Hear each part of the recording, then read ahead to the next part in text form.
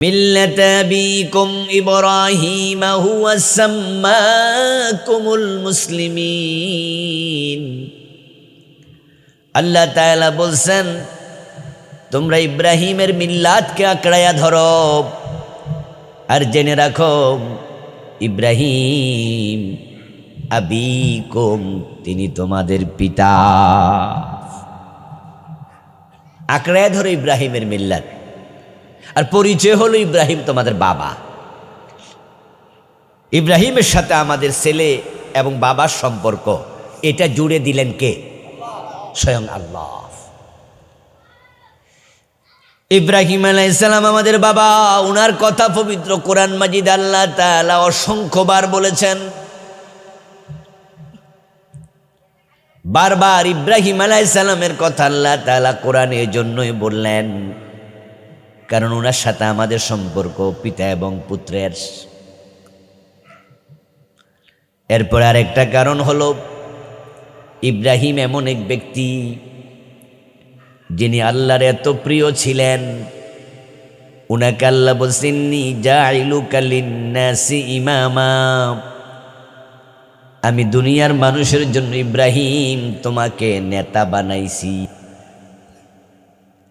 ইব্রাহিম আলাইহিস সালাম এমন এক ব্যক্তি, কিয়ামতের দিন আল্লাহ তাআলা সর্বপ্রথম ওনাকে জান্নাতের পোশাক পরাবেন। নবীজি সাল্লাল্লাহু আলাইহি ওয়াসাল্লাম বলেছেন, ইহশারুন নাস ইয়াউমাল কিয়ামাতি হুফাতান উরাতান গুরলা। কিয়ামতের দিন মানুষ হাসরের ময়দানে যখন কবর থেকে উত্থিত হবে, তখন কারো গায়ে কাপড় থাকবে না, পায়ে জুতা থাকবে না, এবং কারো খতনা করানো থাকবে না। মায়ের পেটের সন্তান যেমন দুনিয়ায় আসে কাপড়বিহীন, খতনাবিহীন, জুতাবিহীন, হাসর থেকে, কবর থেকে মানুষ হাসরের ময়দানে অনুরূপ উঠবে। কামা বাদানা আউয়ালা খালকিন নুঈদ, আমি তোমাদেরকে প্রথমে যেমন বানাইছি আবার অনুরূপ করব। সব মানুষ কাপড়হীন। এবার নবীজি সাল্লাল্লাহু আলাইহি ওয়াসাল্লাম বলছেন, সর্বপ্রথম আল্লাহ ইব্রাহিমকে জান্নাতের কাপড় পরাবেন, তারপর আমি নবী মুহাম্মদকে পরাবেন। ইব্রাহিম জান্নাতের প্রথম পোশাক পরবে, তারপর নবীজি বলছেন যে ইব্রাহিম আল্লাহর জান্নাতের পোশাক প্রথম পাবে, তারপর আমি। কারণ হলো, ইব্রাহিম হলো বাবা আর নবী মুহাম্মদ সাল্লাল্লাহু আলাইহি ওয়াসাল্লাম হলেন তার সন্তান। ইব্রাহিম আলাইহিস সালামের দুই ছেলে ছিল নবী, হযরত ইসহাক, হযরত ইসমাইল। জানেন তো ইসমাইলের বংশধর থেকে নবী মুহাম্মদ এসেছেন, আর ইসহাক আলাইহিস সালামের বংশধর থেকে নবী আসছেন 12,000। ইসহাক আলাইহিস সালামের সন্তান, ওনার নাম ছিল ইয়াকুব। কি নাম? আর ইয়াকুব আলাইহিস সালামকে বলা হয় ইসরাইল, এবং ওনার সন্তানদেরকে বলা হয় বনু ইসরাইল। ওই বনি ইসরাইল থেকে নবী আসছে 12,000-এর মতো। আর ইব্রাহিম আলাইহিস সালামের সন্তান ইসমাইল, উনার বংশ থেকে নবী আসছে একজন। তবে মজার ব্যাপার হলো, তিনি সব নবীদের মাঝে নেতা, সাইয়্যিদুল মুরসালিন। তিনি সব নবীদের সেরা নবী, আফদালুল আম্বিয়া। তো যেহেতু তিনি ইসমাইলের বংশধর, আর ইসমাইল ইব্রাহিমের ছেলে, এই হিসাবে নবী মুহাম্মদ ইব্রাহিমের সন্তান। তো আল্লাহ তাআলা ইব্রাহিম আলাইহিস সালামকে কাপড় পরাইয়া বাবাকে একটু সম্মানিত করবে। ইব্রাহিম আলাইহিস সালাম এমন এক ব্যক্তি, আল্লাহ তাআলা উনাকে অসংখ্য পরীক্ষা করেছিলেন। সকল পরীক্ষা ইব্রাহিম আলাইহিস সালাম 100-তে 100 নাম্বার পাইয়া পাস করছে। এখন ইব্রাহিম আমাদের বাবা, আমরা তার সন্তান। যদি আল্লাহ আমাদের পরীক্ষা করে, আমাদের বাবা যদি 100-তে 100 নাম্বার পায়, আমরা তো কমপক্ষে 80 নাম্বার পাওয়া উচিত, কম পাইলেও তো ফার্স্ট ডিভিশন 60 নাম্বার পাওয়া উচিত। এর নিচে নামা মোটেও ঠিক হবে না। এই জন্য ইব্রাহিমের কথা আল্লাহ বারবার বলছে, বলে আপনাকে আমাকে বুঝায়, বোঝো তুমি কেমন বাবার সন্তান। মানুষ বলে না বাপ কা বেটা সিপাহী কা ঘোড়া। যদি সন্তান বাপের মতো হয় তখন মানুষ কয় বাপের বেটা, বলেনি? আর যখন বাপের সাথে সন্তানের মিল থাকে না, বাবা ভালো সন্তান খারাপ, তখন মানুষ কয় তুই কার ঘরে কি হইলি, বলেনি? গ্রামে কথা বলেনি এরকম? কয় তুই কার ঘরে কি হইলি, তোর বাপ কি আর তুই হইলি কি? আর যখন ছেলে এবং বাবা যেমন ছেলে তেমন, তখন মানুষ কয় বাপের বেটা সাদ্দাম, আটা ছেলের একদম নাকি? বাপের বেটা সাদ্দাম, আরে বাপ কা বেটা। ইব্রাহিমের কথা আল্লাহ বারবার কোরআনে উল্লেখ করে আমাদেরকে বুঝায়, বাপ যেমন ছেলে হওয়া উচিত। ইব্রাহিম রাব্বুহু বিকালিমাতিন ফাতাম্মাহুন। আল্লাহ তাআলা বলছেন ইব্রাহিমকে তার রব অনেকগুলো ব্যাপারে পরীক্ষা করছে। ফাতাম্মা, ইব্রাহিম এতমাম করেছে, এতমাম। 100 নাম্বারের পরীক্ষায় 1 নাম্বারও কম পায় নাই, 100তে 100 পাইয়া পাশ করছে।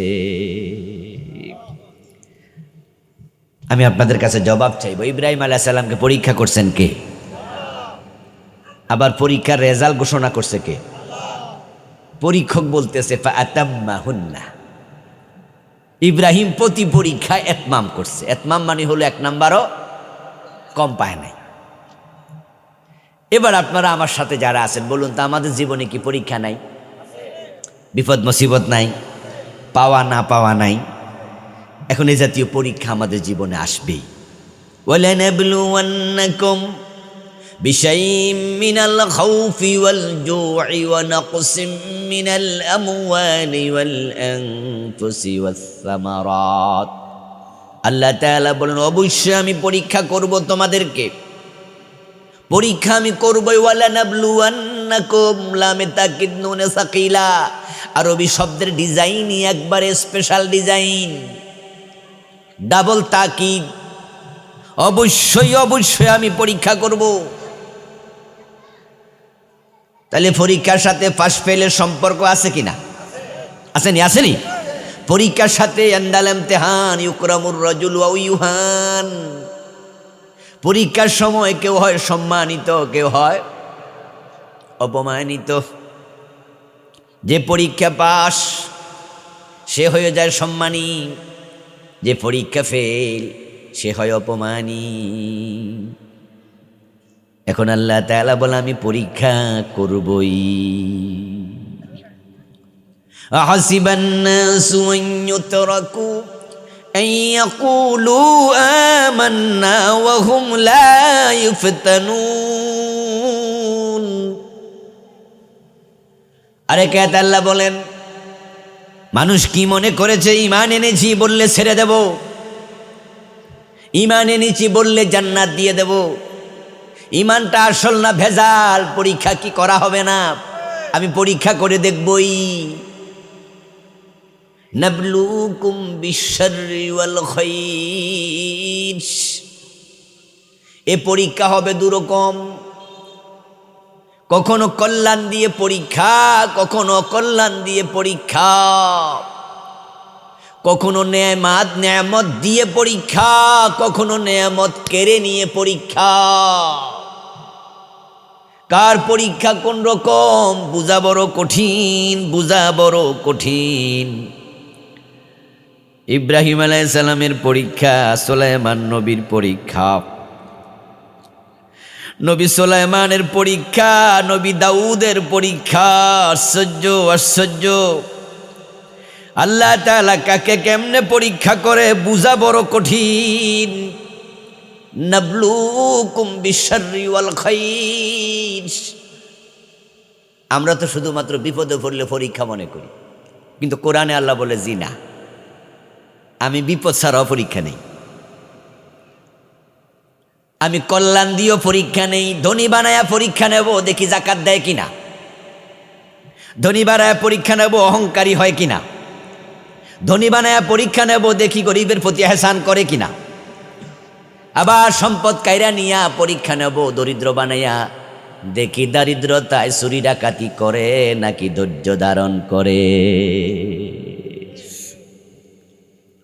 কথা কি বোঝেন? গরিব বানায়া পরীক্ষা করে দেখি হে ধৈর্য ধরে কিনা। আবার ধনী বানায়া পরীক্ষা করে জাকাত দেয় কিনা। সুলাইমান আলাইহিস সালামকে পরীক্ষা দিছে দুনিয়ার সব নেয়ামত দিয়া। আবার হযরত আইয়ুব আলাইহিস সালামকে কি পরীক্ষা নিল? 18 বছর লাগাতার অসুস্থতা দিয়া এমন পরীক্ষা নিছে, উনার যত স্ত্রী ছিল আত্মীয় স্বজন ছিল সবাই উনাকে ফেলে চলে গেছে। উনার গায়ের মাঝে এমন অসুস্থতা হয়েছে শরীরে পছন পর্যন্ত ধরেছে। কোনো কোনো মুফাসসির লিখেছেন শরীরের মাঝেই পোকা মাকড় পর্যন্ত হয়ে গেছে। শুধু বিবি রহিমা ছাড়া উনার কোন স্ত্রীও উনার সাথে আর থাকে নাই। পয়সা ছিল, জায়গা জমিন ছিল, উনিও ধনী ছিলেন, কিন্তু এক পর্যায়ে এত গরিব হয়েছে এখন কিচ্ছু নাই। এরপরও বলুন তো হযরত আইয়ুব আলাইহিস সালাম পরীক্ষায় কি ফেল করছে না পাস? ওয়াজাদনাহু সাবিরা।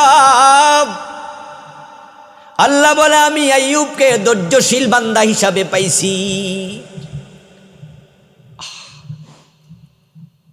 খুব ধৈর্যশীল বান্দা আইয়ুব, আল্লাহ প্রশংসা করে আইয়ুবের।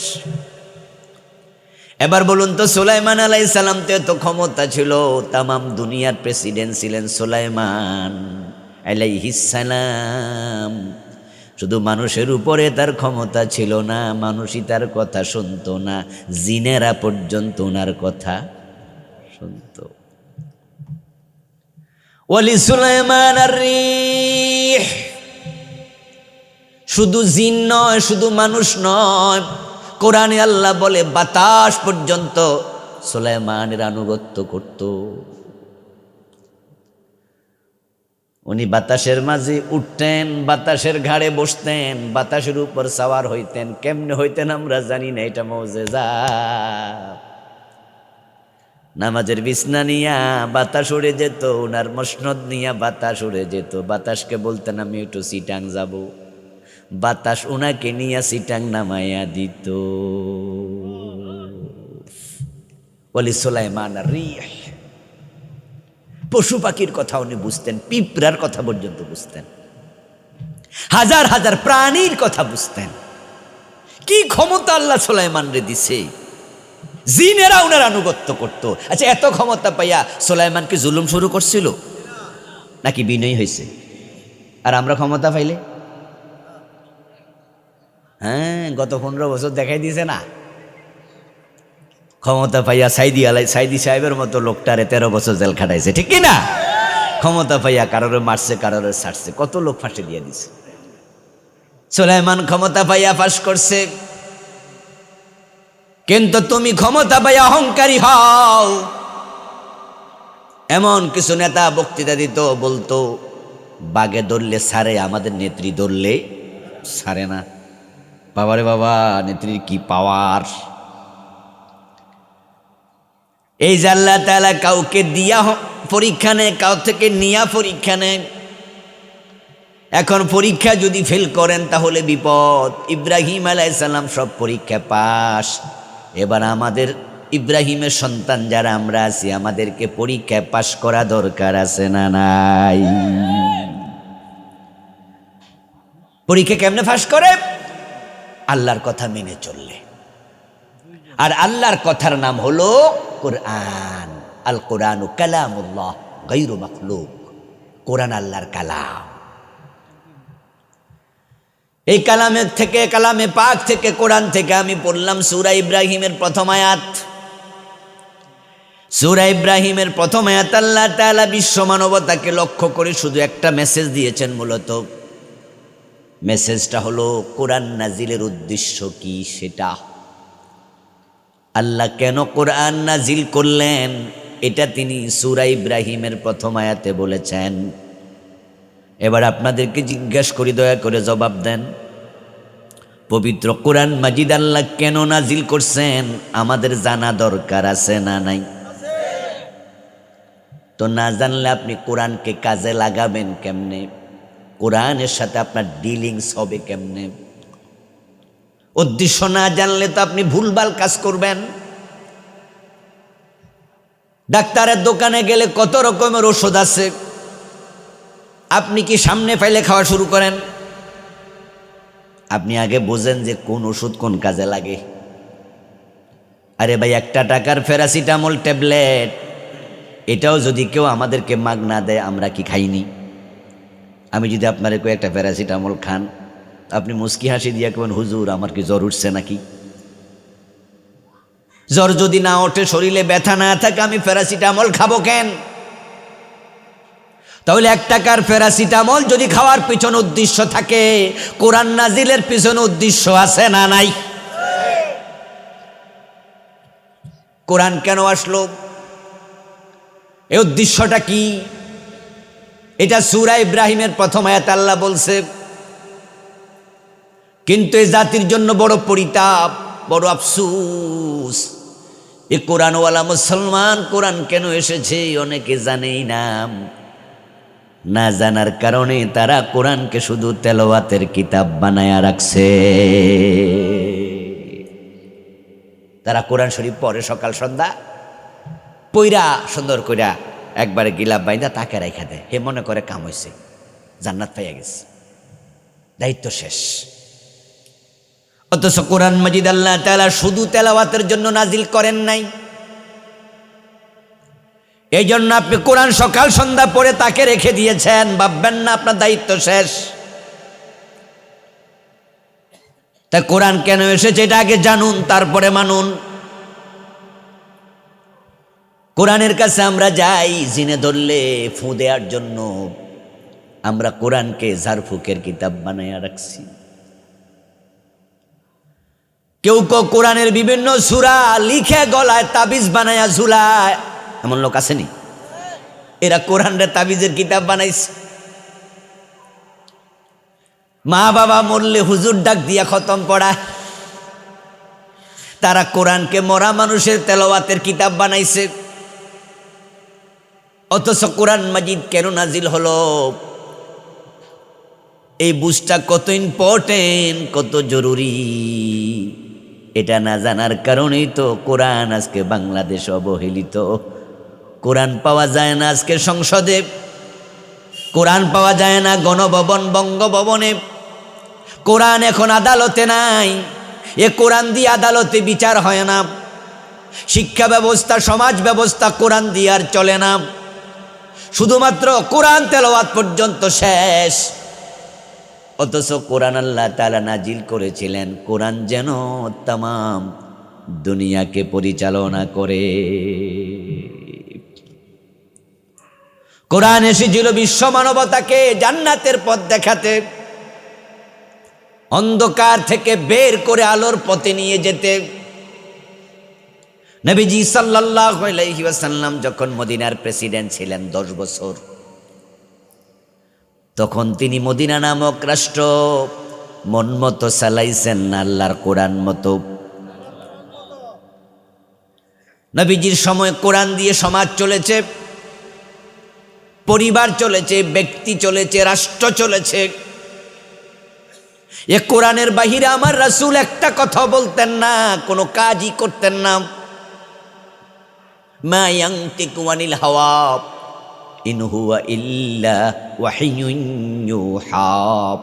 ওহী না আসলে আমার রাসূল ওহীর জন্য অপেক্ষা করতেন, নিজ থেকে বানায়া গোজামিল দিয়ে কোনো কথা বলতেন না। নবীজির কথা হচ্ছে কোরআনের ব্যাখ্যা, নবীজির কাজ কোরআনের ব্যাখ্যা। তিনি জীবন্ত কোরআন, তিনি প্র্যাকটিক্যাল ইসলাম। আল্লাহ তাআলা নবীজিকে ওহীর মাধ্যমে পরিচালনা করতেন। এজন্য কোরআন ওহী, নবীজির হাদিসের নাম ওহী। কোরআনকে বলা হয় ওহী মাতলু, হাদিসুল ওহী গায়রে মাতলু। যে হাদিসগুলো আমরা পড়ি আপনাদের শোনাই, যেগুলো হাদিস প্রমাণিত, রাসূল বলেছেন, একটাও রাসূল নিজে বানাইয়া বলেন নাই। নবী সাল্লাল্লাহু আলাইহি ওয়াসাল্লাম কোরআন দিয়ে চলতেন, কোরআন দিয়ে চালাতেন। উনি যখন প্রেসিডেন্ট, মদিনার একজন মহিলা চোর ধরা পড়েছিল, রাসূল বললেন হাত কেটে দাও, কারণ কোরআনের মাঝে আছে আস-সারিকু ওয়াস-সারিকাতু ফাকতাউ আইদিয়াহুমা, চোর নারী হোক আর পুরুষ হোক তাদের হাত কেটে দাও। এই আয়াতের আলোকে নবীজি বললেন ওই মহিলার হাত কেটে দাও। সাহাবায়ে কেরাম রাদিয়াল্লাহু তাআলা আনহুম প্রিয় নবীর কাছে এসে অনুরোধ করলেন, হুজুর এই মেয়েটা অবিবাহিতা এবং সম্ভ্রান্ত বংশের নারী, হাতটা যদি কেটে দেন তার বিবাহ হবে না, মানুষ দোষ ধরবে, চূর্ণী মহিলা, চোর মহিলা বলবে, এবং তার হাতটা কেটে দিলে তার বংশের বদনাম হবে। তা আমরা অনুরোধ করছি আপনি অন্য কোনো শাস্তি দেন। নবীজি তখন জবাব দিলেন, আমার মেয়ে ফাতেমা যদি চুরি করে আমি ফাতেমার হাতও কাটবই, কারণ কোরআন তো তেলাওয়াত করে তাকে রাখার জন্য আসে নাই। এটা তো বিধানের কিতাব, এটা তো আইনের কিতাব, এটা হুকুম। ওমান লাম ইয়াহকুম বিমা আনজালাল্লাহ ফাউলাইকা হুমুজ জালিমুন ফাউলাইকা হুমুল ফাসিকুন ফাউলাইকা হুমুল কাফিরুন। যে হুকুম আল্লাহ নাজিল করেছে, বিধান নাজিল করেছে, এর আলোকে যে বিচার করবে না, ফয়সালা করবে না, সমাজ, রাষ্ট্র, ব্যক্তি জীবন, পারিবারিক জীবন চালাবে না, সে ফাসিক, সে জালেম, সে কাফের। কুল ইন আত্তাবিউ ইল্লা মা ইউহা ইলাইয়া ইন্নী আখাফু ইন আসাইতু রাব্বি আযাব ইয়াউমিন আযীম। ও প্রিয় নবী, আপনি উম্মতকে শোনান, বলে দেন যে ওহী আমার কাছে নাজিল হয়, এটা মানতে আমি নবী বাধ্য। যদি না মানি হাসরের ময়দানে আল্লাহ আমাকেও ছাড়বে না।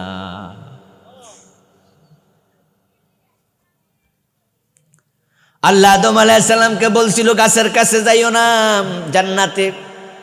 আদম গাছের কাছে গেছে, আল্লাহ আবার মাফও করে দিছে, রাব্বানা যালামনা দোয়া করছে, কিন্তু হাসরের ময়দানে আদমও বলবে ইয়া নফসি ইয়া নফসি ইয়া নফসি, কারণ আদমের মনে পড়ে যাবে আমি তো আল্লাহর একটা কথা শুনি নাই। যদি আল্লাহ সেজন্য আজকে পাকড়াও করে, উপায় নেই। কোরআন তো আল্লাহর বাণী, আল্লাহর কথার বাহিরে মানুষ চলে কেমনে? এই জন্য নবীজি বলছেন আমি আমার মেয়ে ফাতেমা চুরি করলে হাত কাটবো। তিনি কোরআন দিয়ে সমাজ, রাষ্ট্র চালাইছে 10 বছর। আবু বকর, ওমর, ওসমান, আলী রাদিয়াল্লাহু তাআলা আনহুম নবীজির দেখানো পথে কোরআন দিয়ে অর্ধ পৃথিবী ওমর শাসন করছে 10 বছর, ওসমান করছে 12 বছর, আলী করছে 3.5 বছরের বেশি, আবু বকর করেছে 2 বছরের বেশি। এ 30 বছর 4 সাহাবী কোরআন দিয়ে অর্ধ দুনিয়া চালাইছে, কোরআন দুনিয়াকে চালাইতে আসছে। কিন্তু আপনারা বলুন তো 54 বছরের বাংলাদেশ কোরআন দিয়া কয়দিন চলেছে? কোরআনকে আমরা তেলাওয়াতের কিতাব বানায় রেখে দিলাম, এই জন্যই তো দেশে ইসলাম নাই। ও দোস্ত, ইসলাম কোথায় আছে? ইসলাম সে তো পরশ মানিক, তারেকে পেয়েছে খুঁজি, পরশে তাহার সোনা হলো যারা, তাদেরই মোরা বুঝি। ইসলাম অর্থ হলো শান্তি, ইসলাম অর্থ মুক্তি, ইসলাম অর্থ নিরাপত্তা, ইসলাম অর্থ আল্লাহর কাছে আত্মসমর্পণ করা। এখন বাংলাদেশে নাকি 92% মুসলিম, আমাদের ধর্ম হলো ইসলাম, কিন্তু দেশে শান্তি আছে তো, নিরাপত্তা আছে তো? দিনে দুপুরে ঢাকা শহরে শরীফ ওসমান হাদিরে গুলি কইরা এখনো তার হত্যাকারী অ্যারেস্ট হয় নাই। যে লোকের মৃত্যুতে বাংলাদেশ কেঁপে উঠল, অর্ধনমিত হলো জাতীয় পতাকা, রাষ্ট্রীয় শোক ঘোষণা হলো, যার জানাজার নামাজে প্রধান উপদেষ্টা সহ সব নেতারা হাজির হলো, ওর খুনি ধরা পড়ে না, আর আমারে আর আপনারে মানলে কি খবর? কোথায় নিরাপত্তা? ও দোস্ত, কচুয়া বাজার থেকে ব্যাংক অ্যাকাউন্টে 10 লাখ টাকা আপনার নিজের টাকা নিজে তুলে বাড়ি আসা, একা একা যাইতে পারেন? সাহস আসেনি? নিজের অ্যাকাউন্টের টাকা দিনে দুপুরে নিজের ব্যাগে কইরা বাড়িতে আনবেন, এ সাহস আমাদের একা কারো হয় না, সাথে আমরা 1-2 জন লইয়া যাই। তারপরেও তো রিক্সায় ওইটা লা ইলাহা ইল্লা আনতা সুবহানাকা দোয়া ইউনুস পড়তে পড়তে বাড়িতে আসি। এটার নাম বুঝি নিরাপত্তা? কিন্তু ইসলাম এসেছিল যেই যুগে, দেখুন হযরত ওমর অর্ধ পৃথিবীর শাসক, উনি গাছতলায় একা একা ঘুমায়া থাকে, বডিগার্ডের কোনো প্রয়োজন নেই। অর্ধ পৃথিবী করেছো শাসন, ধুলারে তখ্তে বসে, খেজুর পাতার প্রাসাদ তোমার বারে বারে গেছে খসে। কোথায় আমাদের প্রশান্তি? কোথায় নিরাপত্তা? কোথায় মুক্তি? ইসলাম পাওয়ার পর যারা দুনিয়া শান্তি পায় না, নিরাপত্তা পায় না, ওই ইসলামওয়ালায় 2 নাম্বার মুসলমান আখেরাত ও জান্নাত পাবে না।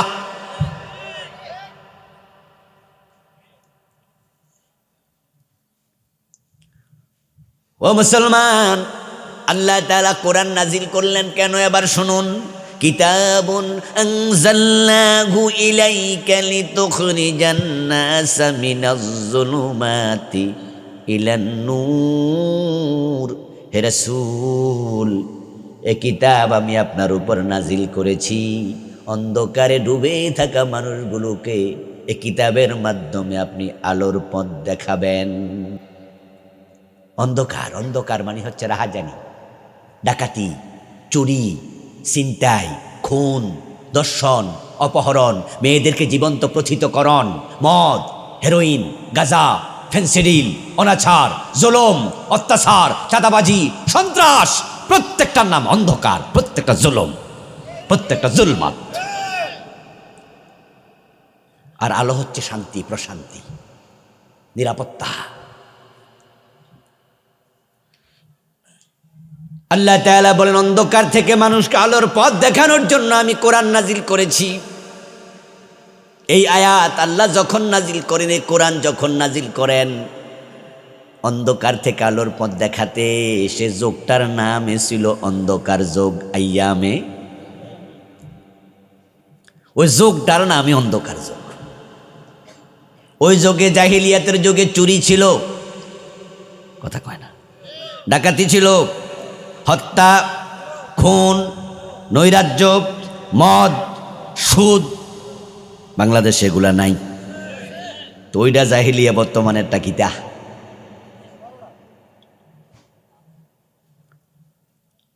ওই যুগে খুন ছিল, দর্শন ছিল, জেনা ছিল, ব্যভিচার ছিল, অন্যায় ছিল, এখন সবগুলো আছে, সব চলছে। নবীজি সাল্লাল্লাহু আলাইহি ওয়াসাল্লাম 17 বছর বয়স,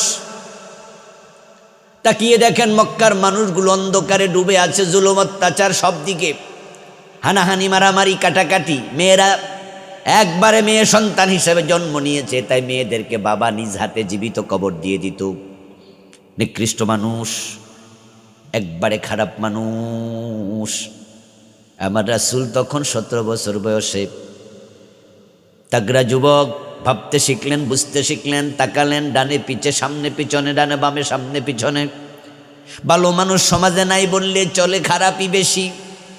তাই তিনি 17 বছর বয়সে সমবয়সী কিছু যুবককে সাথে নিলেন, মুরব্বীদেরকেও নিলেন। মক্কায় তিনি একটা সংস্কার কমিটি বানালেন, প্রতিবাদী সংগঠন বানালেন। এ জুলুম অত্যাচার চলতে দেয়া যাবে না, আমরা একত্রিত হয়ে প্রতিবাদ করব, সংস্কার চাই এ দেশের জন্য। ওই সংগঠন বানাইয়া তার নাম দিলেন হিলফুল ফুজুল। নবীজি হিলফুল ফুজুল সংগঠন বানাইয়া 17 বছর বয়সে সমাজ সংস্কারের কাজ শুরু করলেন যে না, এই অত্যাচার এই অন্যায় চলতে দেয়া যায় না। নবীজি সংস্কার কর্ম 17 বছর থেকে শুরু হয়। এখন বাংলাদেশে যে অন্যায়গুলো চলছে, এদেশের মানুষের জীবনের নিরাপত্তা নাই, ইজ্জতের নিরাপত্তা নাই, সম্পদের নিরাপত্তা নাই। এবং বাংলাদেশের অফিসের মাঝে 100 জন অফিসার যদি থাকে, প্রায় 99 জন ঘোষখোর, ঠিক কি না? ঘোষ ছাড়া পাইল নড়ে না। প্রতিটা কাজে সুদ। আপনি বিল্ডিং বানাবেন, সুদ। দেখবেন অধিকাংশ বিল্ডিং সুদওয়ালারা ব্যাংক লোন এনে সুদ দিয়া বিল্ডিং করছে। রাস্তায় যাবেন, যত গাড়ি আছে 99টা গাড়ি তার মালিকের খবর নেন, সুদে টাকা আছে, গাড়ি বানিয়েছে। ব্যবসা প্রতিষ্ঠান যা আছে আমার দেশে, গার্মেন্টস বলেন, ফ্যাক্টরি বলেন, প্রতিটা সুদের উপরে, প্রতিটা ব্যাংক লোন, প্রতিটা ব্যাংক। প্রিয় ভাই আমার, প্রিয় নবীর বয়স 17। তখনই তিনি সংঘবদ্ধ প্রয়াস, সমষ্টিগত চেষ্টা, একা পারবো না, তাই সংগঠন বানাইলেন। এখন আমাদের বয়স যাদের 17 অথবা পার হয়ে গেছে 17, নবীর জীবনের দিকে তাকাইয়া ওই সুন্নাটা আমল করে বাংলাদেশটাকেও সংস্কারের জন্য আমাদেরও সংগঠিত একত্রিত হওয়া দরকার আছে না নাই? নবীজি আল আমিন, নবুয়ত পাওয়ার আগেও, নবুয়ত পাওয়ার পরেও। নবীজি আস-সাদিক, নবুয়ত পাওয়ার পরেও, নবুয়ত পাওয়ার আগেও। তিনি সমাজ সংস্কারক, নবুয়ত পাওয়ার আগেও, নবুয়ত পাওয়ার পরেও। এগুলো আমাদের জন্য আইডিওলজিক্যাল সুন্নাহ, আদর্শিক ছন্ন। এখন বাংলাদেশ পরিবর্তন করা দরকার। এদেশের মাদক যুব সমাজকে শেষ করে দিচ্ছে। এদেশের আকাশ সংস্কৃতি, মোবাইল যুবকদের হাতে হাতে চরিত্রের 12টা বাজাইয়া দিচ্ছে। আগে তো পোলাপান সিনেমা দেখার জন্য ঢাকা থেকে কুমিল্লা শহরে যাইতো। আপনারা তো কুমিল্লার লোক নাকি? থানাতেই সিনেমা হল ছিল না অনেক জায়গায়। ওই কুমিল্লা মধুমতি সিনেমা হল ছিল আমরা যখন ছোট্ট ছিলাম। 14 গ্রামেও সিনেমা হল ছিল, আমার বাড়ি 14 গ্রামে। আমাদের যারা একটু বয়সে সিনিয়র ছিল, দেখতাম যে মাঝে মাঝে ওরা সিনেমা চাইতো কুমিল্লা চলে যেত। মা বাবারে ফাঁকি দিয়া স্কুলে যাওয়ার কথা কয়ে স্কুলে না যাইয়া বন্ধু বান্ধব 3-4 জন মিল্লা তারপরে কুমিল্লা সিনেমা হলে চলে যেত। তারপরে আবার মাগরিবের আগে আগে বাড়ি চলে যাইতো। এ কইতো যে স্কুলতে একটু খেলতে গেছিলাম, মিশা কথা কইয়া ফাঁকি দিত। আর এখন তো দরজা লাগাইয়া মোবাইলের ভিতরে শুধু সিনেমা না কত কিছু দেখে। ও দোস্ত, মা বাবারে ফাঁকি দেয়া লাগে না, এক ঘরে জাহান্নামে চলে যাচ্ছে, চরিত্র শেষ। এই জাতিকে বাঁচাইবা কেমন? যুব সমাজকে বাঁচাইবা কেমন? ওয়াজ করলে জি বাংলা বন্ধ হয়ে যাবে, স্টার জলসা বন্ধ হয়ে যাবে। আমরা এখানে ওয়াজ করলে জি বাংলা বন্ধ হইব? তো কেমনে বন্ধ করবেন? মাদক, মাদক যুব সমাজকে শেষ করে দিচ্ছে। কি যে ব্যথা বিষে, বুঝিবে সে কিসে, কবু আসে বিষে ধ্বংসে নিজারে। যাদের ঘরে মদখোর ছেলে মেয়ে নাই, তারা বুঝবেন না মাদকের যাতনা কি জিনিস। যার ঘরে একটা ফোলা মদ খায়, পুরা পরিবারকে জাহান্নাম বানায় আছে। মদের টাকার জন্য মায়ের গলার চেন নিয়ে বেচালায়, বাবার হাতের মোবাইল বেচালায়, মানিবে গালমারির ভিতরে রাইকেও শান্তিতে থাকা যায় না।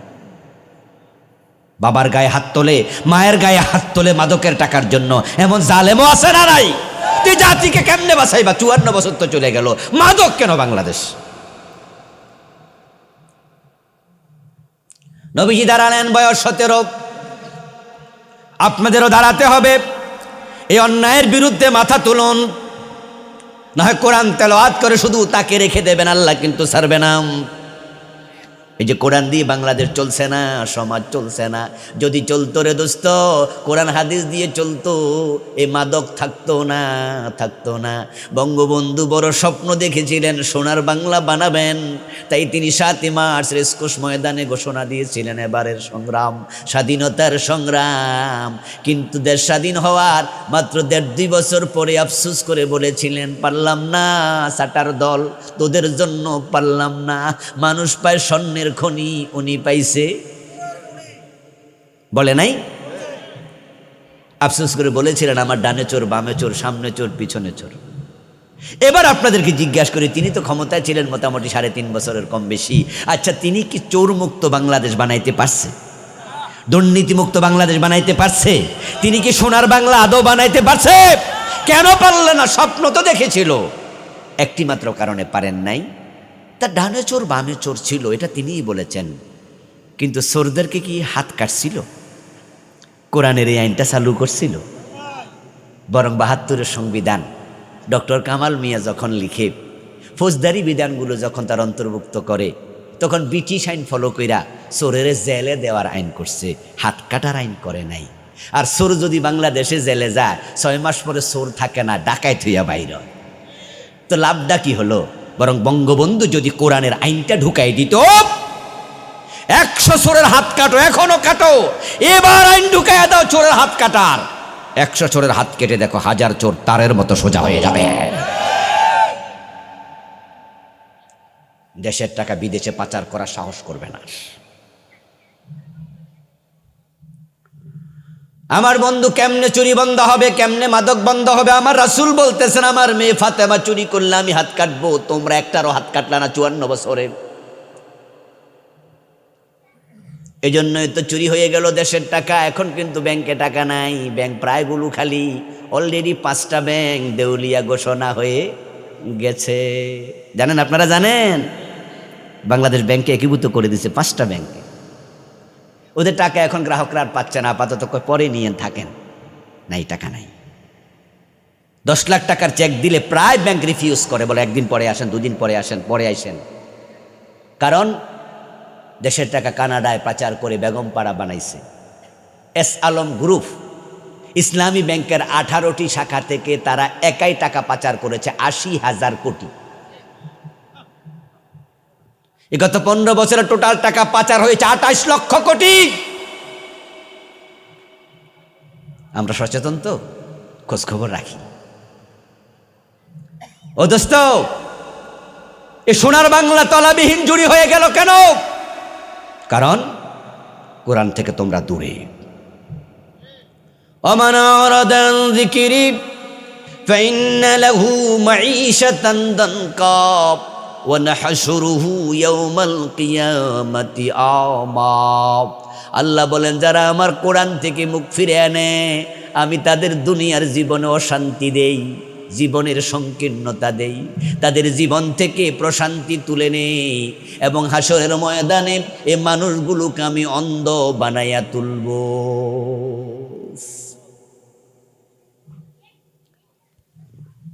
17 বছর বয়সে নবীজি দাঁড়ালেন, হেল্পফুল ফুজুল সংগঠন বানালেন। একা একা পারবে না তো, তাই সংগঠন বানাইছে। কারণ একা হলো ব্যক্তি, ঐক্যের নাম শক্তি। আপনি একা অনেক কিছুই পারবেন না, কিন্তু 10 জন মিলে গেলে পারবেন, ঠিক কি না? আমাদের মায়েদের মাথায়, বোনদের মাথায় চুল আছে, আপনি একটা চুল ধরে টান দেবেন, দিতে দিতে ছিঁড়ে যাবে। কিন্তু 10টা চুল একসাথে টান দেন, আঙ্গুল কেটে যাবে, কিন্তু চুল আর ছিঁড়বে না, শক্তি তৈরি হবে। ওয়াতাসিমু বিহাবলিল্লাহি জামিআন ওয়ালা তাফাররাকু। এ কোরআন একা একা আমল করার কিতাব না, একা একা অনেক বিধান আমল করা যায় না। যেমন আপনাদের ঘরে 14 আপনি কি হাত কাটতে পারবেন? আপনি কি ম্যাজিস্ট্রেট? তো এই কাজ আপনার অধিকারকে দিল? পারবেন না আপনি, এটা হাকিমের কাজ। এখন বাংলাদেশে কুমিল্লা জজ কোর্ট আছে না? জজের সামনে চোর আছে না? বিভিন্ন মামলার আসামি চোর আছে কিনা? জজ চাইলে কি হাত কাটতে পারবে? কারণ তার বইতে নাই, তার বইতে আছে উল্টা। তাহলে আমনে পারবেন না, আপনি হাকিম না। আবার হাকিম পারবে না, বইতে নাই। এখন ওই বইতে আইন ঢুকাবে কেডা? ঢুকানোর জন্য এমপি লাগবে, যে এমপিরা সংসদে কোরআনের আইনের পক্ষে হ্যাঁ বলবে। তারা হ্যাঁ বললো আইন হবে, তারা না বললো আইন হবে। আর আমাদের এমপিরা যদি বলে হ্যাঁ আমরা চোরের হাত কাটার পক্ষে, এটা কোরআনের আইন। কোরআনে আছে নামাজ পড়ো, এটা আওয়াজ দিয়ে বলুন তো, নামাজ পড়া নফল না ফরজ? কোরআনে আছে রোজা রাখো, আসেনি? রোজা রাখো নফল না ফরজ? তো কোরআনে আছে সুর ধরে হাত কাটো, এটা নফল না ফরজ? তো 54 বছরের ফরজের খবর কি? আল্লাহর আদালতে পুরা জাতি আসামি হওয়া লাগবে। আমার বন্ধু, মাদক 54 বছর কেন লাগবে মাদক বন্ধ করতে? কারণ হলো ওই যে বলছি আমি, চুরি বন্ধ হয় না, কারণ চুরি বন্ধ কারা করবে? অধিকাংশ নেতা নিজে তো রাষ্ট্রের টাকা চুরি করে। ওই যে 1700 কোটি টাকা বেটা কি করলো? ঋণ খেলাফি। আজীব। কানাডায় বাড়ি বানাইছে, এলাকার নাম বানাইছে বেগম পাড়া। বাংলাদেশের নেতারা ওখানে বাড়ি কিনছে, বিভিন্ন চাকরিজীবী করছে। একবার বাফেলো, আমেরিকার একটা শহরের নাম বাফেলো, ওখানে নায়াগ্রা জলপ্রপাত। 5-7 বছর আগে আমার বাংলাদেশি এক ভাইয়ের বাড়িতে, সিলেট বাড়ি, দাওয়াত খাইতে গেলাম। আমেরিকার কনফারেন্সে যাওয়ার পরে একটু নায়াগ্রা দেখতে গেলাম, ওখানে বাফেলোতে প্রোগ্রাম ছিল। তো খাইতে বসে জিজ্ঞাসা করলাম, ভাই এত সুন্দর বাড়ি কিনলেন, কি করেন? বলল যে আমি আগে চাকরি করতাম, এখন ব্যবসা করি, আর মাঝখান দিয়া বাংলাদেশের এক পুলিশ অফিসার, উনার কিছুদিন চাকরি করছি। আমি বললাম কে? বলে বেনজির, পুলিশের আইজিপি ছিল, র্যাবের প্রধান ছিল। বলল বাংলাদেশ থেকে প্রতি সপ্তাহে 2-3 বার টাকা পাঠাইতো, ওই টাকা আমার দায়িত্ব ছিল, উনি যাকে বলতো তার কাছে পৌঁছায় দেয়া। আমি উনার চাকরি করছি কিছুদিন। আমি বললাম যে টাকা বাংলাদেশ থেকে আপনার হাতে আসবে কিভাবে? এটা তো ব্যাংকে যাওয়ার কথা। উনি বলল না, এগুলো হচ্ছে কালো টাকা, মায়ানমার হয়ে আসে, ইন্ডিয়া হয়ে আসে, অন্য দেশ হয়ে, তারপরে টাকা আমার হাত পর্যন্ত আসে। কত টাকা আসে? অভাব নাই, কোটি কোটি টাকা এসেছে। পুলিশ অফিসার বিদেশ টাকা পাঠায়, এমপি বিদেশ টাকা পাঠায়, মন্ত্রী বিদেশে টাকা পাঠায়, অথচ আপনার আমার ছেলে মধ্যপ্রাচ্যে যাইয়া কাজ কইরা ওরা বিদেশের টাকা উল্টা বাংলাদেশে পাঠায়। ওদেরকে আমরা বলি রেমিটেন্স যোদ্ধা। তারা দেশের ব্লাড সার্কুলেট করে। দেশের ব্লাড হচ্ছে মানি, টাকা। টাকা হচ্ছে এজ এ ব্লাড। বিদ্যুৎ শক করলে মানুষ কেন মরে যায়? আরে বিদ্যুতের তারে ধরলে মানুষ কেন মরে? কারণ বিদ্যুৎ আপনার দেহের যে পানি আছে সবটা পানি 1 সেকেন্ডে চুষে নিয়ে যাবে। এই জন্য যাকে বিদ্যুৎ শক করে তাকে কি করতে হয়? পিটাইতে হয়। লাকড়ি দিয়ে পিটাও, জুতা দিয়ে পিটাও, এরপরে শরীর মালিশ করো, এইভাবে ঘষতে থাকো যেন ব্লাডটা তার সার্কুলেট বন্ধ না হয়, ব্লাডটা যেন জমে না যায়। কারণ ব্লাডের সাথে রক্ত আছে, ব্লাড শেষ, রক্ত জমে যাবে, 1 সেকেন্ডে মরে যাবে। টাকা হচ্ছে এজ এ ব্লাড। দেশ সচল রাখছে রেমিটেন্স যোদ্ধারা। তারা মরুভূমিতে কাজ করে, রাস্তায় কাজ করে, দোকানে কাজ করে, বিভিন্ন জায়গায় অফিসে কাজ করে, করে করে বিদেশের টাকা দেশে পাঠায়। আর আমার নেতারা দেশের টাকা, উনারা নাকি জনসেবা করতে এসেছে। বাটফার বন্ডের দল।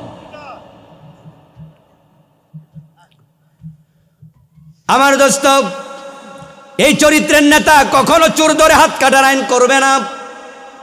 এখন আপনারা আমরা যারা আছি, আমরা চোর না, আমরা চোরের পক্ষে না।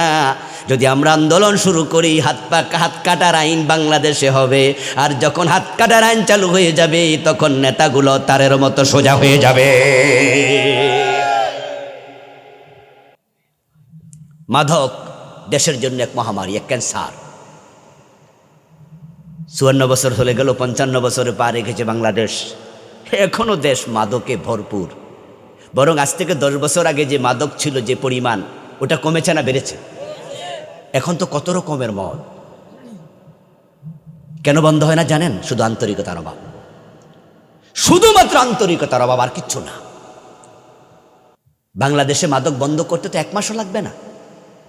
ওই 1 মাসও ব্যাপার না মাদক বন্ধ করা, এবং সেটাকে একবারে জিরোতে নিয়ে আসা যাবে। কারণ যারা দেশটা চালাইছে 54 বছর, তারা মাদক বন্ধের জন্য কোনো কার্যকরী পদক্ষেপে নিল না। এমনি মাইক হাতে নিয়ে বলে আমরা 0 টলারেন্স, মাদকের ব্যাপারে আমরা একবারে 0 টলারেন্স। কিন্তু আসলে কি জানেন? একটা অফিস বানাইছে তারা, ওই অফিসের নাম দিছে মাদক নিয়ন্ত্রণ অধিদপ্তর। আমরা কি নিয়ন্ত্রণ চাই না নির্মূল চাই? কোনটা হওয়া উচিত? এক কথা বলেন না ভাইরা, কোনটা হওয়া উচিত? তো নির্মূলের অফিস কোথায়?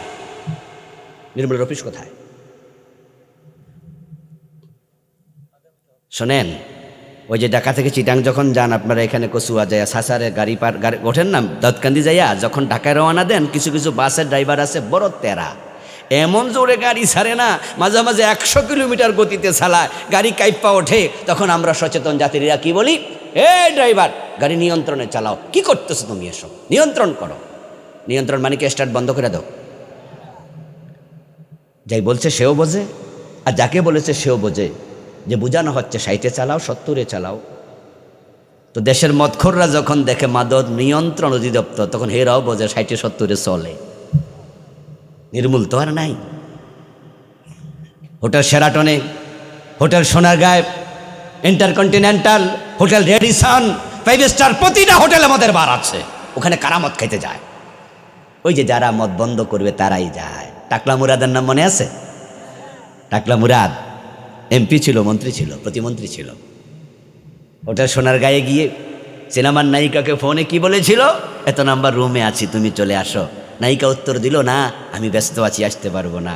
মজা করে বলল, না হয় পুলিশ পাঠাবো, ধরে নিয়ে আসবো, তারপরে তোমাকে এই করবো সে করবো। নাউজুবিল্লাহি মিন যালিক। কত কথা বলল। এই টাকলা মুরাদ তখন সেটেল এমপি, রানিং এমপি, তখন এমপি, তখন মন্ত্রী। যে মেয়েকে ফোন দিয়েছে, এটা কি বেটার বউ? তন্যের বউ, সে ডাকে কেন? এই নেতা চরিত্রের মানুষগুলো অধিকাংশ নিজেরা জেনাখোর, ওরা নারীবাজ। আর হোটেল সোনারগাঁতে শুধু মদ না, শুধু নারী না, সেখানে বার আছে, নাচনেওয়ালা আছে, ড্যান্স ক্লাব আছে, যা মন চায় তা করতে পারে। এবার আপনারাই বলুন তো, যেই নেতা মদখোর হয়, নারীবাজ হয়, তারা কখনো কি 80 বেতের আইন চালু করবে? অথচ হাদিসে আছে, মদ খাইলে 80 বেত লাগাতে হবে। 56,000 বর্গ মাইলের বাংলাদেশ। আমি কিভাবে বললাম 1 মাসে আমরা জিরোতে নিয়ে আসব? তার লজিক কি? লজিক হলো 56,000 বর্গ মাইলের বাংলাদেশের সীমানায় 1 বোতল ফেন্সিডিল তৈরি হয় না। যত ফেন্সিডিল সব থেকে আসে ইন্ডিয়া থেকে। বাহিরে কইেন না, বাসুরের নাম নিতে অসুবিধা নাই তো, এখন আর ডর ভয়ের কিছু নাই। ফেন্সিডিল কোন দেশ থেকে আসে? এই যে ইয়াবার আজকে দারুণ প্রাদুর্ভাব চলছে, নিকৃষ্ট প্রভাব চলছে, 1 পিস ইয়াবা বাংলাদেশে তৈরি হয় না, সবগুলা মায়ানমার থেকে আসে।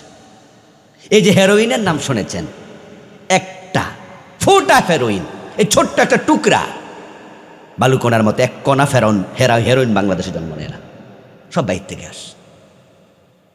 তাহলে আমরা দিক থেকে কিন্তু ভালো, আলহামদুলিল্লাহ। আমরা বর্ডারকে ক্লোজ করে দাও। শুধু নেতারা বলে দেবে ইন্ডিয়া থেকে ফেন্সিডিল ঢুকবে না, বিজিবি তোমরা সিরিয়াস হও, সেনাবাহিনী সিরিয়াস হয়ে যাও। ইয়াবা আসবে না, 1 ফোঁটা মায়ানমার থেকে একটা ইয়াবা ঢুকবে না, চাকরি থাকবে না সেনাবাহিনী, পুলিশ, বিজিবি। নেতা বলে দেখ সিরিয়াসলি।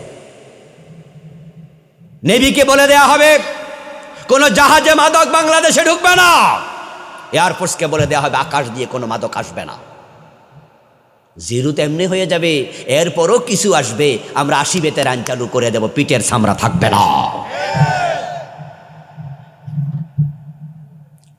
প্রিয় ভাইয়েরা আমার, রাসূল 17 বছর বয়সে সংগঠন বানিয়ে দাওয়াতি কাজ শুরু করলেন বটে। বয়স হয়ে গেল 40 বছর বয়সে রাসূল সাল্লাল্লাহু আলাইহি সাল্লাম পিছনে ফিরে তাকালেন, দেখি হিলফুল ফুজুলের মাধ্যমে অনেক দাওয়াতি কাজ তো করলাম, রেজাল্ট কি? পিছনে ফিরে তাকায়া দেখেন মক্কা এলাকার পরিচিত কোনো চোর চুরি ছাড়ে নাই, কোনো ডাকাতি ছাড়ে নাই, অন্ধকার দূর হয় নাই, মেয়েদেরকে জীবন্ত কবর দেয়া বন্ধ হয় নাই। আমার রাসূল তখন ধ্যানে বসলেন, ঘর থেকে বেরিয়ে গেলেন, জাবালে নূর পাহাড়ের গাড়ে হেরায় বসে বসে ধ্যান করছেন, ভাবছেন পরিবর্তন কেমনে হয়, চিন্তা করা দরকার। এই চিন্তা, গভীর চিন্তা, এটার নামই হলো ধ্যান, এটাই মুরাকাবা। নবীজি গভীর ধ্যানে মগ্ন হলেন, চিন্তায় বসলেন। কিরে, ডাক্তার জ্বর উঠছে 103 ডিগ্রি রুগীর, তাকে S+ দিল, প্যারাসিটামল দিল, দিয়ে বলতেছে 3 দিন খান, তারপরে আবার আইসেন। রুগী 3 দিন পরে আসলো ডাক্তারের কাছে, মাইফা দেখে জ্বর 105 ডিগ্রি। তো ডাক্তারে বলতেছে তাহলে তো লক্ষণ বেশি, ভালো না, তাহলে 3টা টেস্ট করে আনেন তো, ডেঙ্গু হইল কিনা। কত রকমের জ্বর আছে বাংলাদেশে এখন, আছে না ভাই? ঠিক না? কোনটা হলো টেস্ট করেন তো একটু। টেস্ট করার পরে ওষুধ চেঞ্জ করে দিল। 1 সপ্তাহ পরে রুগী আবার ফিরে আইসা কয়, ডাক্তার জ্বর তো কমে না। ডাক্তার কি রুগী দেখে দৌড় মেরে ফলায় যায়, না প্রয়োজনে মেডিকেল বোর্ড বসায়? নিজে বোঝে না, আর অন্যকে ডাকে, অন্য ডাক্তারকে ফোন দেয়। আমার রাসূল 17 বছর বয়সে শুরু করলেন পরিবর্তনের চেষ্টা। 40 বছর হয়ে গেল, 23 বছর চলে গেল, বয়স আজকে 40, পরিবর্তন হলো না। তিনি ধ্যানে বসলেন, চিন্তায় বসলেন। বাংলাদেশের বয়স 54 বছর, তাবলিগের কাজ চলছে 54 বছর, পীর সাহেবের কাজ চলছে তালিম 54 বছর, বক্তাদের মাহফিল চলছে 54 বছর, 3.5 লাখ মসজিদ থেকে খুতবা চলছে 54 বছর। সুদ বন্ধ হয় নাই, ঘোষ বন্ধ হয় নাই, মদ বন্ধ হয় নাই, সিনেমা বন্ধ হয় নাই, জুলুম বন্ধ হয় নাই, অন্যায় বন্ধ হয় নাই। এই জন্য আমাদেরকে নতুন করে ধ্যানে বসা দরকার। We need change, we need change. আমরা পরিবর্তন চাই, এটা পরিবর্তন জরুরি। নবীজি যখন ধ্যানে বসলেন, ধ্যানরত অবস্থায় আল্লাহ তাআলা কোরআন পাঠালেন। জিবরিল আমিন আসলো, বুকের সাথে জড়াইয়া ধরল, ইকরা বিসমি রাব্বিকাল্লাযী খালাক। সূরা আলাকের প্রথম 5 আয়াত নাজিল হলো। নবীজি সাল্লাল্লাহু আলাইহি ওয়াসাল্লাম তিনিও নবুয়তের অভিধায় অভিষিক্ত হলেন। কিছুদিন বিরতি, ওহী নাজিল হয় না, এটার নাম ফাতরাতুল ওহী। তারপরে প্রিয় নবী একদিন ঘরের মাঝে শুয়ে আছেন কম্বল গায়ে দিয়ে। দ্বিতীয় ওহী নাজিল হলো, ইয়া আইয়ুহাল মুদ্দাসসির কুম ফাআনযির ওয়া রাব্বাকা ফাকাব্বির। আল্লাহ ডাকেও কম্বলওয়ালা নবী কুম। কুম শব্দের অর্থ হলো দাঁড়াও। ও কম্বলওয়ালা নবী দাঁড়ায়া যান। ফাআনযির, মানুষকে জাহান্নামের ভয় দেখান, নবুয়তের কাজ করেন, এই অন্যায়গুলো ছাড়তে বলেন। নবীজি দাঁড়িয়ে গেলেন। আল্লাহ বুঝিয়ে দিলেন যারা সমাজ পরিবর্তন করতে চায় তারা শুয়ে থাকলে, বসে থাকলে সমাজ পরিবর্তন হয় না, তাদেরকে দাঁড়াতে হয়। আপনি দাঁড়ান। নবীজি দাঁড়িয়ে গেলেন, আবার দাওয়াত দেওয়া শুরু করলেন এ কোরআন দিয়ে। এবার নতুন দাওয়াতি মিশন শুরু হলো। দাওয়াত দিতে দিতে নবীজির বয়স হলো 63। কত বছর? আওয়াজ দিয়ে বলেন কত বছর? 17 থেকে 40 কয় বছর? 23। 40 থেকে 63 আবার কত? 23। প্রথম 23 বছর রেজাল্ট হলো না, পরের 23 বছরে বিশাল বিপ্লব হয়ে গেল, পরিবর্তন হলো, রেভুলেশন হলো, ফলে ফুলে সুশোভিত হলো। আবু বকর, ওমর, ওসমানের মতো 1.25 লক্ষ সাহাবী তৈরি হলো। অশান্তি সব চলে গেল, শান্তিতে পৃথিবী ভরে গেল। সমাজ সংস্কারের জন্য নবীজি যদি কোরআন হাতে নিয়ে দাঁড়িয়ে যেতে পারেন, এবার বাংলাদেশ যারা আমরা পরিবর্তন করতে চাই, আল্লাহর কোরআনকে সামনে নিয়ে আমাদের দাঁড়ানো দরকার আছে না? না, এবার দাঁড়াতে হবে। বাংলাদেশ পরিবর্তন হবে ইনশাআল্লাহ। সময় আসতেছে, সময় আসছে। জুলাই বিপ্লবের পর আমরা নতুন করে আশায় বুক বাঁধছি। আগে বাংলাদেশ রামদের হাতে ছিল, বামদের হাতে ছিল। ওই বামপন্থী লেফটিস্টগুলোর কারণে ঢাকা বিশ্ববিদ্যালয়, জাহাঙ্গীরনগর বিশ্ববিদ্যালয় ইসলামের নাম পর্যন্ত নেওয়া যেত না। এ রাশেদ খান মেনন, এ হাসানুল হক ইনু, এ মুজাহিদুল ইসলাম সেলিম, এ বাদল, এই বামপন্থীগুলো এতটা জেকে বসেছিল, চেপে বসেছিল, ঢাকা বিশ্ববিদ্যালয়ে ইফতার মাহফিল পর্যন্ত ছাত্ররা করতে পারত না। জাহাঙ্গীরনগর বিশ্ববিদ্যালয় ইসলামের নাম নিতে পারত না। কিন্তু তারা যখন পালাইছে, এখন বামেরা নাই। আর যারা বামেদের সহযোগী রামপন্থী, ইন্ডিয়াপন্থী, তারাও দিল্লিতে পালাইছে। এখন দেখেন ঢাকা বিশ্ববিদ্যালয় ইসলামওয়ালারা শাসন করতেছে, নেতৃত্ব দিচ্ছে। জাহাঙ্গীরনগর ইসলামওয়ালারা নেতৃত্ব দিচ্ছে। শহীদ প্রেসিডেন্ট জিয়াউর রহমানের দল বিসমিল্লাহপন্থী দল, তারা ইসলামের পক্ষের দল। আর আমরা আলেম ওলামা, আমরা সরাসরি আল্লাহর কোরআনের দল বলি। এখন তো আমাদের হাতে বাংলাদেশ, নাকি? বিসমিল্লাহওয়ালা কোরআনওয়ালাদের হাতে বাংলাদেশ, এখন বামদের হাতে আর নাই। এবার আপনারা বলুন তো, আমরা যদি একটু মাথা তুলে দাঁড়াতে পারি কোরআনের পক্ষে, আগামীর সংসদ কি কোরআনের সংসদ হবে না? দেশ কি কোরআনের বাংলাদেশ হবে না? এ কোরআন দিয়ে নবীজি পরিবর্তন করেছিলেন। পরের 23 বছর কোরআন দিয়ে। নবীজির প্রথম 23 বছরে দাওয়াতে কাজ হলো না, কোনো পরিবর্তন হয়নি, জাহালাত দূর হয়নি। পরের 23 বছর ফুলে ফুলে সুশোভিত হলো, কারণ পরের 23 বছর কোরআন দিয়ে পরিবর্তনের চেষ্টা হয়েছে। এতে প্রমাণিত হয় কোরআন ছাড়া সমাজ সংস্কার করা সম্ভব না। কোরআন এসেছিল অন্ধকার থেকে আলোর পথ দেখাতে। এই জন্য আমরা কোরআন পড়ব, প্রত্যেকে কোরআন পড়বেন, সবাই কোরআন শিখবেন, বিশুদ্ধ পড়বেন, 1 নাম্বার কাজ। দ্বিতীয় হচ্ছে কোরআন অর্থ জানবেন, অর্থ আল্লাহ কি মেসেজ দিয়েছে বুঝতে হবে। 3 নাম্বার হচ্ছে এবার আল্লাহ যা বলেছে তা বাস্তবে আমল করতে হবে। আল্লাহ কোরআনে বলছে আলা লাহুল খালকু ওয়াল আমর, সাবধান, সৃষ্টি যার, আইন চলবে শুধুই তার। কথাটা কার? জোরে বলেন না, কথাটা কার? আল্লাহ বলছেন ইল হুকমু ইল্লা লিল্লাহ, আল্লাহ ছাড়া কারো হুকুম চলবে না, আইন চলবে না। 54 বছরের বাংলাদেশ তো আল্লাহর আইনে চলে নাই। এই জন্য আল্লাহর কাছে জবাব দিতে হবে। আল্লাহ বলবে কেন চালাইলা না? তোমরা তো 92% মুসলিম। আমরা আল্লাহর জবাবদিহিতা থেকে বের হতে চাই, আল্লাহর কাঠগড়ে আসামি হতে চাই না, আমরা মুক্তি পেয়ে জান্নাতি হতে চাই। এই জন্য দল বলবো না, কোন দলের পক্ষে যাবেন, একটা কথাই বলবো, দল যেটাই হোক আল্লাহর কোরআনের পক্ষে থাকা লাগবে। যারা কোরআনের পক্ষে নাই তাদের সাথে আমি নাই। আর যদি আপনি থাকেন, ওমা আলাইনা ইল্লাল বালাগ, বলে গেলাম, জবাব আল্লাহর কাছে আপনাকে দিতে হবে। আর যদি কোরআনের পক্ষে চলে আসেন, জবাব সহজ। কোরআনের বিপক্ষে চলে যান, জবাব কঠিন। আপনার জবাব আমি দেব না, আপনারটা আপনি দেবেন। আল্লাহ তাআলা আমাদের সকলকে এ কোরআনকে সামনে নিয়ে ব্যক্তি, পরিবার, সমাজ, রাষ্ট্র গঠন করার তৌফিক দাও, বলেন আমিন। আমরা কোরআন দিয়ে নিজেরা চলতে চাই, আল্লাহর কোরআন দিয়ে বাংলাদেশ চালাতে চাই। আল্লাহ তুমি তৌফিক দাও, আবারও বলুন আমিন। প্রিয় ভাইয়েরা, আমার প্রিয় ভাইয়েরা, আলোচনা আমি এখানে ছেড়ে দিচ্ছি, কারণ আমার আরেকটা প্রোগ্রাম থাকাতেই মূলত মাগরিবের পরে প্রোগ্রামটা বাদেশা দিয়েছি। আরেকটা প্রোগ্রাম একটু দূরে, মতলবে।